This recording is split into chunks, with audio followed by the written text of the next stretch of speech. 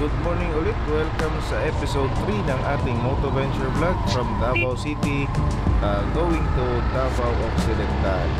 So ladies and gentlemen, papasok na tayo ng Santa Maria ng Davao Occidental. So yun nga po, pupuntahan natin ang Little Boracay dito pa rin sa Santa Maria. So sa parteng ito, dito na po yung boundary ng Davao del Sur sa Davao Occidental.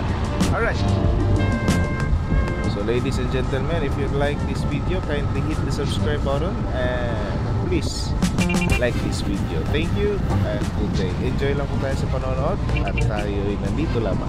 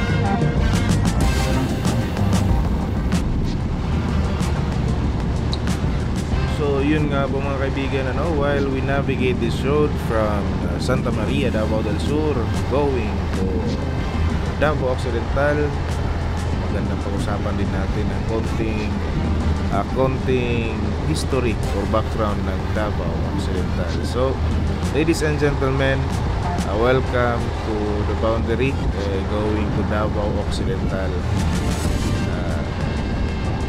In this video, we'll also explore its beauty, culture, and also what's one of its beach line and places to go here in Davao Occidental. So Davao Occidental is nestled within the Region 11 or also the Davao region, and it has become an independent province in 2013, breaking away from Davao del Sur. So Davao Occidental has 5 municipalities. We have the Don Marcelino, Jose Abad Santos, or they simply call it Jas, and we have the Malita, Santa Maria, and Sarangani province. So these provinces are home to breathtaking landscapes. Kung nakita ninyo yung mga videos dito sa Don Marcelino, Jose Abad Santos, mapapawaw talaga tayo. So it's also rich in biodiversity and warm, welcoming people. So marami tayong mga tourist attraction din dito, we have the Sarangani Bay. It is known for its beaches and diverse marine life, and also it is a paradise for divers, snorkelers, and enthusiasts alike. So rich din ang kanilang marine biodiversity. Marami din silang mga seafoods. We have also Balut Island, It is an untouched haven with pristine waters and volcanic landscapes. Medyo challenging lang kapag napupunta tayo ng Balut Island kasi nga yung mga alon is medyo malalaki. Right? So we have also Mount Kiawa. If you are up for hiking or trekking, this majestic mountain here in Davao Occidental is recommended for you for breathtaking panoramic views of the province. And also they have also the landmark in Jose Abad Santos, the Lighthouse Beach. So for the culture and traditions here in Davao Occidental, it is home to indigenous communities like Blaan and Tagakaulo who have preserved their unique customs, languages, and crafts. So they have also traditional weaving. They have also vibrant festival and indigenous music that showcases the province's deep cultural roots. And for example, they have the Kamayaman Festival in Malita, and also that celebrates province's bountiful harvest and rich heritage with colorful dances and local delicacies. So for economy and opportunities, Davao Occidental is mainly beyond tourism, and it is making strides in agriculture and fisheries. So mostly in coastal areas of Davao Occidental, they have rich marine biodiversity. Thus, yung mga pumupunta dito is very blessed ng mga marine seafoods. Yan. And also, there are many ongoing constructions in road networks like this. Nakikita natin, they are blessed with 4-lane kalsada, no? Meron din silang mga asfaltado, at kung gabi, no, mga kaibigan, makikita natin sa kalsadang ito is marami silang mga street light for the safety of our motorists and the travelers alike. So yan. So yun, they have high potential, especially in investment for ecotourism. Also, the province is gradually unlocking new economic opportunities here aside from fisheries, agriculture, and ecotourism. So, why would you like to visit Davao Occidental? For sure, aside from the reason that Davao Occidental has one of the best breathtaking views and breathtaking road experience. Ladies and gentlemen, whether you're looking for adventure, cultural immersion, or investment opportunities, Davao Occidental in general has it all. So, with its unspoiled beauty, rich traditions, and promising growth, now is the best time to discover Sub-Saharan Mindanao.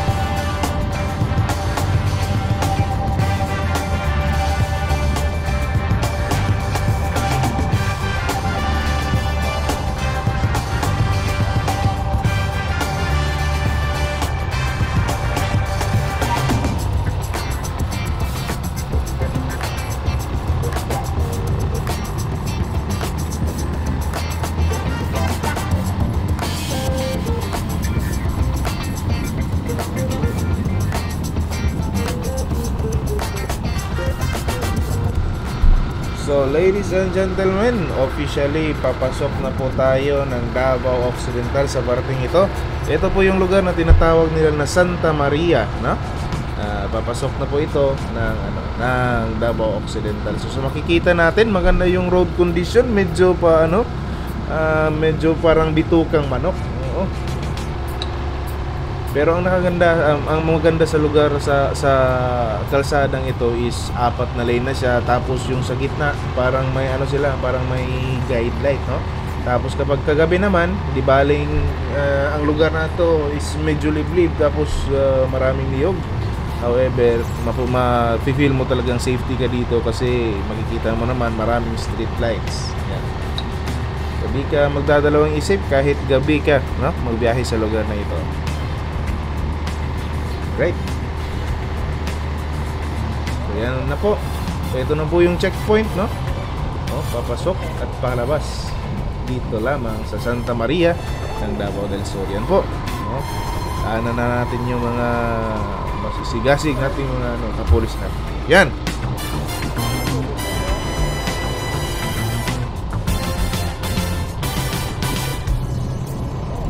Ladies and gentlemen, eto na naman sa part na to, makikita natin yan, no? Welcome to Santa Maria. Yan, maganda yan, picturean. So sa pagka ngayon, kinoconstruct pa lang nila yung yung lugar na ito. However, kapag matapos to, sigurado, no, mapapawaw talaga tayo. Parang wala ding bayad dyan, no? Pwede mag-picture, pwede mag-drone shot. Maganda din dyan, mga kaibigan, mag-drone shot dito sa parte na ito ng Santa Maria. Kasi mapi-feature talaga yung mga island, no, ng Santa Maria. Yan.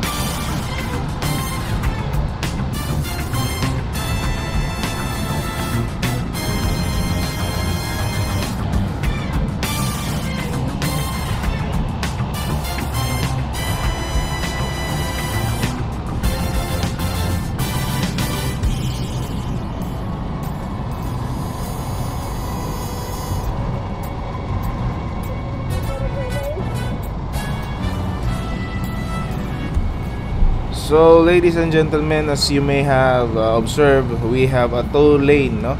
Asphalted road dito pababa lamang sa Santa Maria na Bitukang Manok. 2-lane pero di bale kasi nga aspaltado naman. Medyo sa parte na ito, yung pagkabitukang manok niya is mas bitukang manok talaga kasi medyo paliko-liko talaga siya ng manok. Masyado.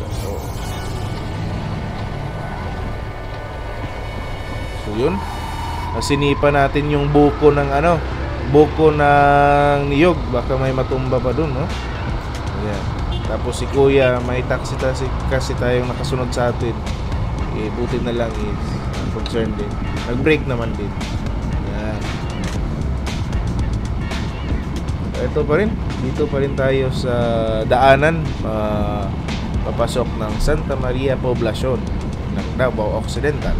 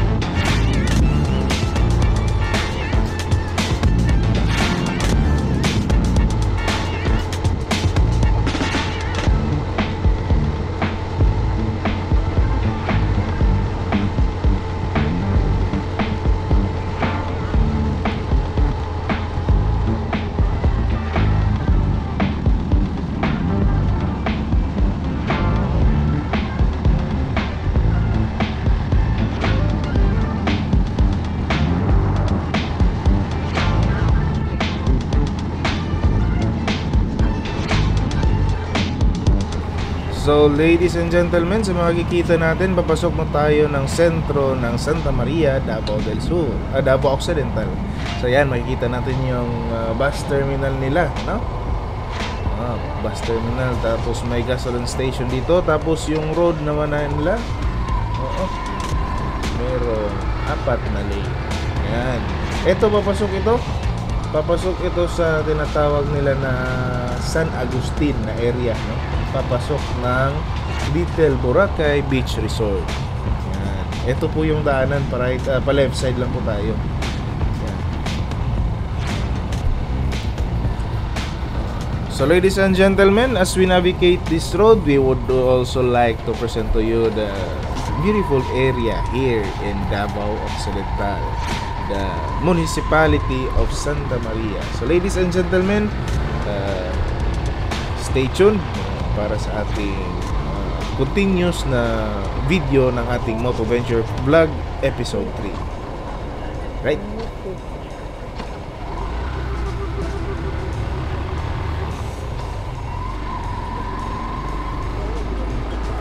So ladies and gentlemen, Santa Maria of Davao Occidental, no? One of the municipalities here in Davao Occidental of Region 11 in Mindanao area of the southern part of Philippines. It is one of the 5 municipalities of Davao Occidental. Yeah. So located among the scenic coastlines of Mindanao before Davao Occidental became its own province in 2013, because previously it was part of Davao del Sur. So in 2013 it had became independent Davao Occidental as it is today. So today it is a thriving municipality known for its pristine beaches, lush agricultural lands, and vibrant culture. Yan. So ladies and gentlemen, dito nag-U-turn nga lang pala tayo kasi bumili tayo ng mga pagkain dyan sa tindahan ni ate. Yan. Okay? So while we are here, matapos na tayo ng bumili ng mga pagkain, no? Dumiretso na tayo sa ating patutunguhan, papasok ng San Agustin. So ladies and gentlemen, Santa Maria is home to many tourist attraction and ecotourism spots. So one of the must go to places here in Santa Maria is we have the Lighthouse Beach, no? A serene and secluded coastal paradise perfect for those who want to escape the city hustle. The crystal clear waters and golden sands make it an excellent spot for relaxation and photography. Yeah. And we have also our destination is the Little Boracay of Santa Maria, no? The Little Boracay hindi lang sa Cebu. Meron din tayong kung may Boracay sa Cebu, meron din tayong Little Boracay dito lamang sa Santa Maria. This hidden beach resort is known for its fine white sand and clear waters, resembling the famous Boracay but with fewer crowds and a more laid-back vibe. And also we have the Boca Grande Cave. This is an enchanting limestone cave surrounded by lush greenery, perfect for adventurers and nature lovers. Explore these caves to give us glimpse of Santa Maria's raw, untouched beauty. We have also for those trekking enthusiasts and walking enthusiasts, and the likes for those looking for an adventure, this mountain offers breathtaking views. The Mount Basiawan offers breathtaking views of the municipality and the surrounding seascapes. However, the trek to Mount Basiawan is both challenging and yet rewarding. So kaya nga kung sa running nasa huli, no? O hindi sa huli at sa simula ang pagsisisi, kundi nasa gitna, tapos yung sa last na parte, yun na yung rewarding, no, na parte experience. So, yan, we have also here in Santa Maria of Davao del Sur the Malalag Bay. It is a haven for the fishermen and beach goers, and also for those looking for seafoods. Yan, pwede dyan. For culture and tradition, Santa Maria is home to many cultural heritage with influences from its and also the indigenous neighboring communities. We have the Tagakaulo and Blaan tribes that have maintained their identity over many long years through music, dances, and their traditions and cultures. So one of the cultural events here in the municipality of Santa Maria, we have the Araw ng Santa Maria, that showcases their local talents, their local produce, traditions, and the legacies. Okay, so if you are here in Santa Maria, please do not forget to try some of their local delicacies. So that is based on fresh seafood, coconut-based dishes, and native rice cakes. Yeah. For economic livelihood, in general, here in Davao Occidental is blessed with lush agricultural landscapes, and also blessed with fisheries, fisheries production areas. Fishing also serve as the major livelihood for here in Santa Maria Bay, right? So one of the reasons why you visit here in Santa Maria is that they have great ecotourism spots, and also they have great agribusiness growth, and also one of the reasons is their fishing and marine industry. All right.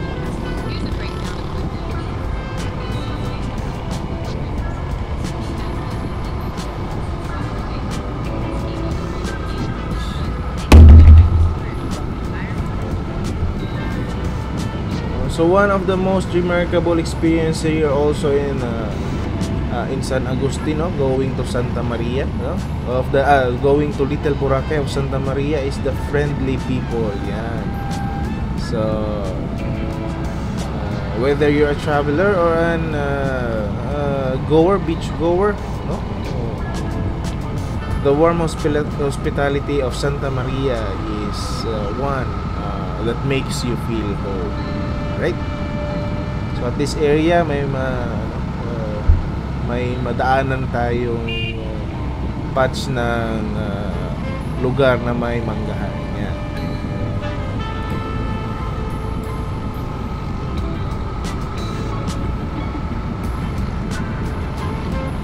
So ladies and gentlemen, papasok na po tayo doon sa ating final destination, ang Little Boracay ng Santa Maria ng Davao Occidental. Okay? So medyo malapit na po tayo, mga ilang kilometro na lang, siguro mga 3 at tayo ay makaabot na. Okay?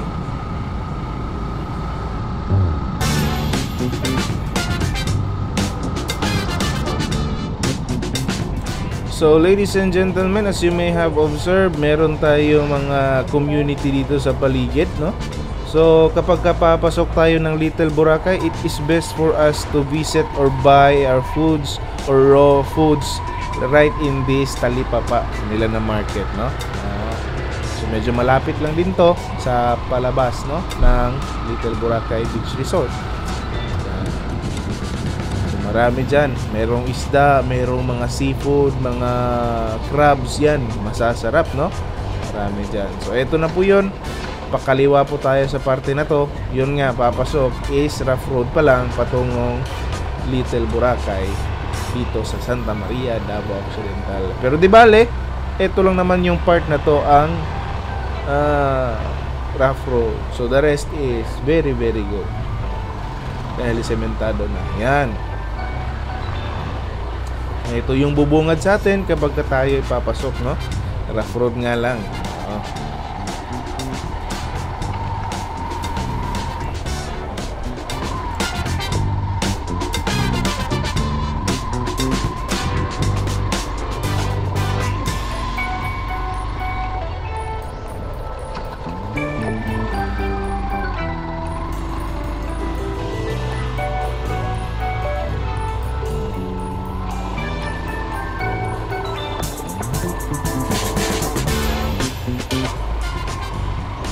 So yun nga po, papasok lang tayo ng papasok, At may makikita tayo dito sa parte na to na dire-diretso lang na daanan. Oo. Yun nga lang, medyo rough road. Kapag medyo maulan, medyo pahirapan, no, sa pag-akyat sa parteng ito. Yan. Dito akalang lang natin is simpleng daanan lang, pero kapag diretso yung tingin natin, oo, isbangin na yung sa kaliwang bahagi ng kalsada nito. Yan, so nakikita natin, yan, dagat na. Oo. Yan, dagat na. Yun nga po, may babayaran nga pala tayo, parang 20 pesos lang na, no? Environmental fee. Yan. Yan na.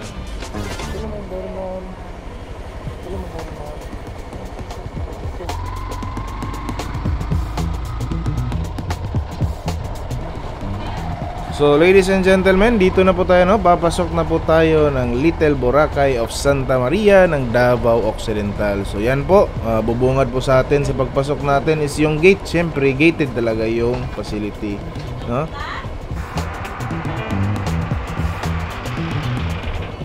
So yan nga po, papasok na po tayo sa kanilang facility. Yan. So eto pong Little Boracay Beach Resort is mataas po yung beach line nila, no? Tapos sa mga cottages mayroon silang mga kubo, no, na parang kubo lang na cottage. Yan, sa makikita natin, ganyan lang po ng mga cottages. Tapos yung parking po na parking area dito na po mismo sa loob ng kanilang beach.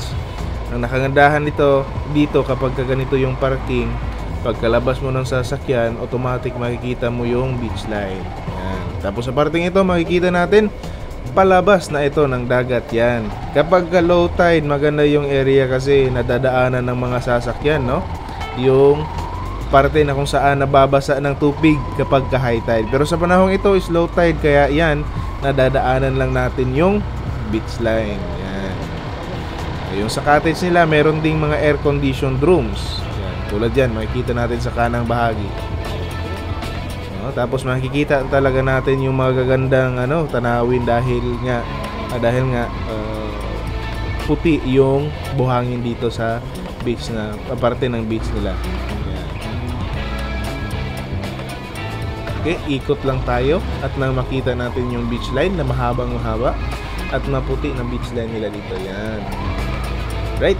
So yun nga po mga kaibigan, welcome sa third episode ng ating Motoventure Vlog dito lamang sa Little Boracay ng Santa Maria, Davao Occidental. At if you like this video, kindly hit the subscribe and like button, and hanggang sa susunod na video dito lamang sa part 3 ng ating Motoventure Vlog. Tara, biyahe na!